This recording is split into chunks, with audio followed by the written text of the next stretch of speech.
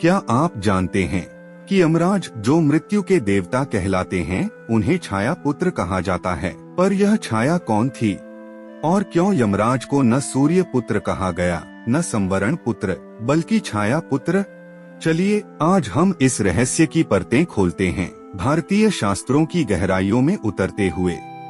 सृष्टि के रचिता ब्रह्मा जी के मानस पुत्र कश्यप ऋषि के कई पुत्र पुत्रियां और पत्नियां थीं। कश्यप जी की एक प्रमुख पत्नी थी संवर्णा, और संवर्णा ने ही सूर्य देव से विवाह किया। लेकिन सूर्य का तेज इतना प्रचंड था कि संवर्णा उनके निकट नहीं रह पाई। उनकी देह जलने लगी, आंखें चौंधिया गईं और हृदय कांपने लगा।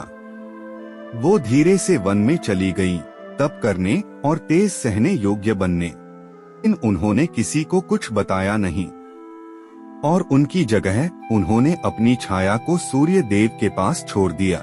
यह छाया कोई साधारण छाया नहीं थी। संवर्णा की सजीव प्रतिकृति पूर्ण रूप से सजीव, भावयुक्त और मानवीय स्वरूप वाली। इस छाया का नाम भी पड़ा छाया देवी। सूर्य देव को भ्रम हुआ कि यही उनकी पत्नी संवर्णा है।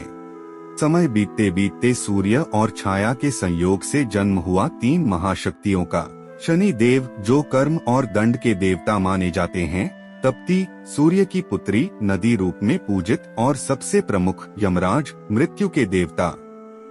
अब यहीं से आता है वह विशेषण छाया पुत्र यमराज, क्योंकि उनके जन्म की जननी छाया देवी थी, न कि संवर्णा।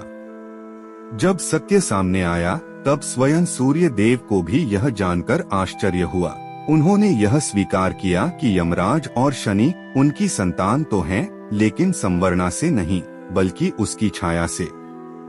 यही कारण है कि यमराज, जिन्हें धर्मराज भी कहा जाता है, उनका अस्तित्व स्वयं जीवन और मृत्यु के बीच की छाया को दर्शाता है। वे छाया से उत्पन्न हैं, इसलिए वे अंधकार से नहीं डरते, बल्कि उसी अंधकार में सत्य, कर्म और धर्म का दीप जलाते हैं। उनका न्याय अटल होता है, क्योंकि उन्होंने जन्म लिया है उस छाया से जो अपने अस्तित्व को पहचानते हुए भी तेज के सामने स्थिर रही। वे केवल मृत्यु के देव नहीं हैं, बल्कि संवर्णा की छाया से जन्मे एक ऐसे देवता हैं जो धर्म, न्याय और कर्मफल का प्रतिनिधित्व करते हैं।